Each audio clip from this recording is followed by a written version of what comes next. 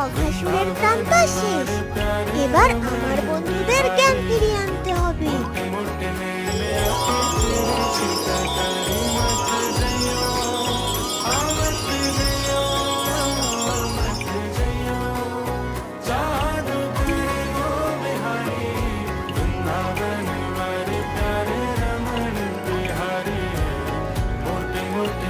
কানাই, তুই ঠিক আছিস?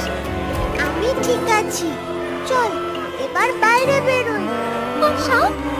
এতজনকে একসাথে খেয়ে দম আটকে মারা গেছে, আর ভয় নেই। এবার বেরোনোর একটা পথ বের করতে হবে।